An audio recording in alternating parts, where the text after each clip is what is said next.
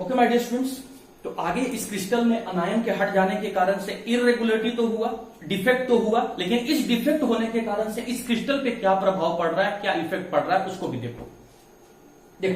जब कैटायन और अनायन दोनों अपने अपने लैटिस पॉइंट पे था, मतलब कैटायन और अनायन दोनों का नंबर सेम था, तो ये पूरा क्रिस्टल न्यूट्रल था, स्टेबल था।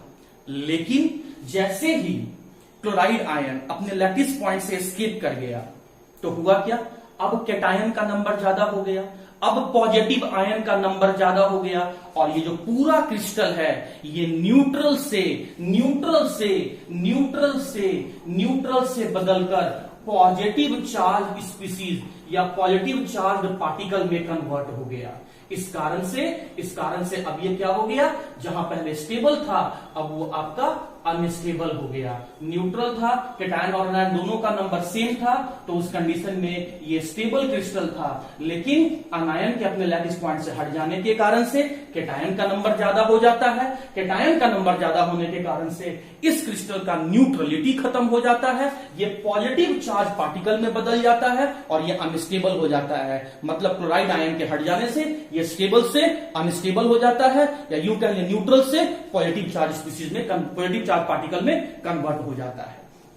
तो वापस ये क्रिस्टल अपने आप को स्टेबल करने के लिए, वापस अपने न्यूट्रलिटी को अचीव करने के लिए, तो जो यहां से जो सोडियम आयनिक फॉर्म में निकला था, तो वो जो अभी मैंने बताया था आपको कि सोडियम जो एटॉमिक फॉर्म में निकला है वो अपने आप वो एक इलेक्ट्रॉन को लूज करके एटॉमिक फॉर्म से आयनिक फॉर्म में कन्वर्ट हो गया था। तो अब इस क्रिस्टल को न्यूट्रलाइज करने के लिए, माय डियर स्टूडेंट ध्यान से समझिएगा इस पॉइंट को, इस क्रिस्टल को न्यूट्रलाइज करने के लिए, पॉजिटिव चार्ज को कम करने के लिए यहां से निकला हुआ या सोडियम से रिलीज किया गया जो इलेक्ट्रॉन है वो उस जगह पर जाके बैठ जाता है जहां पर क्लोराइड आयन प्रेजेंट था या जहां पर अनायन प्रेजेंट था।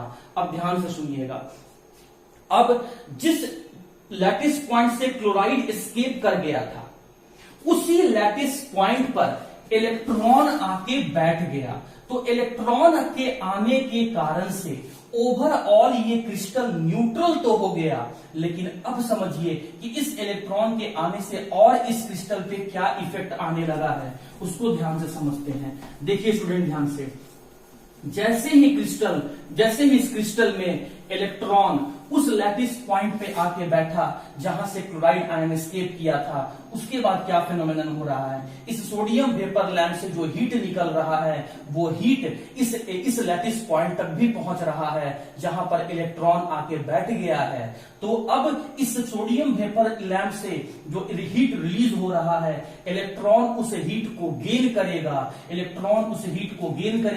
इलेक्ट्रॉन का एनर्जी लेवल बढ़ जाएगा, तो वो ग्राउंड स्टेट से मूव करता हुआ एक्साइटेड स्टेट में चला जाएगा।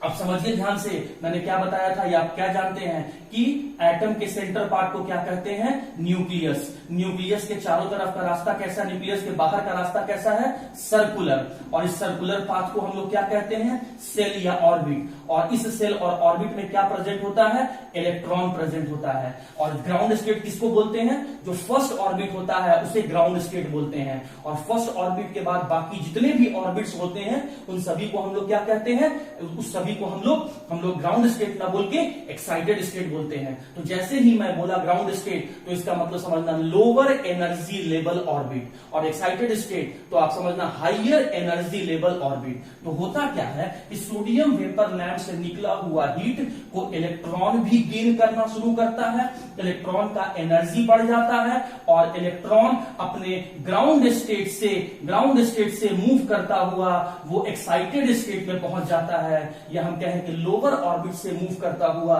हायर ऑर्बिट में पहुंच जाता है। वो वहां 0.8 सेकेंड तक स्टे करता है, लेकिन फिर वहां पर जहां पर इलेक्ट्रॉन मूव किया था एक्साइटेड स्टेट में, हायर ऑर्बिट में 0.8 सेकेंड ही रहता है। क्यों? क्योंकि जैसे ही वो ग्राउंड स्टेट से हायर स्टेट तक पहुंचा, लोअर ऑर्बिट से हायर ऑर्बिट तक पहुंचा, एनर्जी ज्यादा हो गया है, उसका स्टेबिलिटी कम हो गया है। तो स्टेबिलिटी कम होने के कारण से वो वापस मूव करता हुआ हायर ऑर्बिट से लोअर ऑर्बिट की तरफ आता है।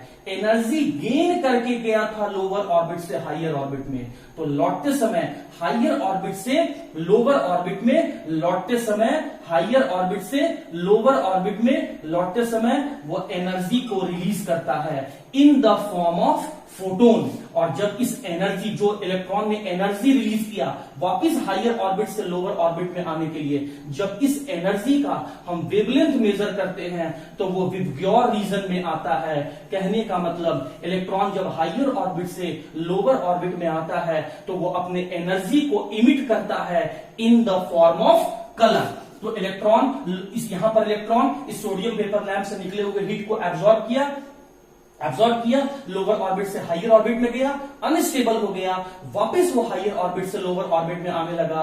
लेकिन जब वो हायर ऑर्बिट से लोअर ऑर्बिट में आना शुरू किया तो वो एनर्जी को इमिट करना शुरू कर दिया। और एनर्जी को इमिट किस फॉर्म में कर रहा है?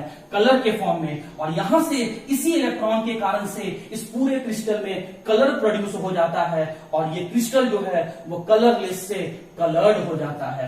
तो वो पॉइंट जहां से अनायन हटा और इलेक्ट्रॉन आ गया और जिसकी वजह से पूरा क्रिस्टल कलर्ड हो गया, उस पॉइंट को, उस लैटिस पॉइंट को स्टूडेंट हम लोग एफ सेंटर कहते हैं, जिसका पूरा नाम है फार्बोजेंटर। तो एफ सेंटर ध्यान से समझिएगा, यही क्वेश्चन आपके एग्जाम में आता है। 1 नंबर क्वेश्चन में ये पूछा जाता है कि what is F centre. F centre क्या है? तो ध्यान से सुनिए स्टूडेंट, एफ सेंटर क्या है? वो लैटिस पॉइंट जहां से अनायन हटा है और इलेक्ट्रॉन आके बैठ गया है और जिसकी वजह से पूरा क्रिस्टल कलर्ड हो गया है, तो उसी एक पर्टिकुलर खास लैटिस पॉइंट को नाम दिया गया है एफ सेंटर। पूरा नाम है फार्बोजेंटर और जिसका मतलब होता है कलर प्रोड्यूसिंग सेंटर। तो क्या ये सिर्फ इसी जगह पे होता है? सिर्फ सोडियम क्लोराइड के क्रिस्टल में होता है? नहीं माय डियर स्टूडेंट, ये फिनोमेनन सोडियम क्लोराइड क्रिस्टल के अलावा लिथियम क्लोराइड क्रिस्टल में भी होता है। सोडियम क्लोराइड क्रिस्टल के अलावा लिथियम क्लोराइड क्रिस्टल में भी ये फेनोमेनन देखने को मिलता है और पोटासियम क्लोराइड क्रिस्टल में भी ये फेनोमेनन देखने को मिलता है। इस लैटिस पॉइंट के कारण से, इस एफ सेंटर के कारण से सोडियम क्लोराइड का क्रिस्टल येलो कलर में कन्वर्ट हो जाता है, लिथियम क्लोराइड का क्रिस्टल पिंक कलर में कन्वर्ट हो जाता है और पोटासियम क्लोराइड का क्रिस्टल वायलेट कलर में कन्वर्ट हो जाता है। यहां से आपके लिए 2 क्वेश्चन कि एफ सेंटर क्या होता है। जब मैं डीपीपी दिया था उसमें मैं एफ सेंटर लिख के दिया हूं। कुछ बच्चे डीपीपी बनाते समय इस एफ सेंटर को फेस सेंटर समझ लिए हैं। नहीं my dear student, face centre नहीं है, ये एफ सेंटर का पूरा नाम है फार्बोजेंटर। इसका मतलब होता है कलर प्रोड्यूसिंग सेंटर, मतलब वो जगह जिसके कारण से पूरा क्रिस्टल कलर्ड हो जाता है, उसी जगह को, उसी एक खास लैटिस पॉइंट को एफ सेंटर कहते हैं। इस बात को तुम ऐसे समझो, तुम्हारे घर में वो जगह जहां मम्मी या दीदी खाना बनाती हैं, उस जगह को हम लोग किचन रूम कह देते हैं। या आपके घर में वो जगह जहां भगवान की मूर्ति रखा हुआ रहता है, उस जगह को आप पूजा रूम कह देते हैं। एग्जैक्टली माय डियर स्टूडेंट, एक सॉलिड क्रिस्टल में वो जगह जहां से पूरे क्रिस्टल में, या वो जगह जहां पर इलेक्ट्रॉन आके फंसता है, इलेक्ट्रॉन आके बैठ जाता है और पूरा क्रिस्टल उसकी वजह से कलर्ड हो जाता है, तो उस लैटिस पॉइंट को हम लोग एफ सेंटर, फार्बोजेंटर या कलर प्रोड्यूसिंग सेंटर कहते हैं। मैं ओवरऑल जल्दी से एक बार फिर से रिवाइज करवा देता हूं स्टूडेंट, एक बार आप ध्यान से इस चीज को दोबारा से आप समझ लीजिए।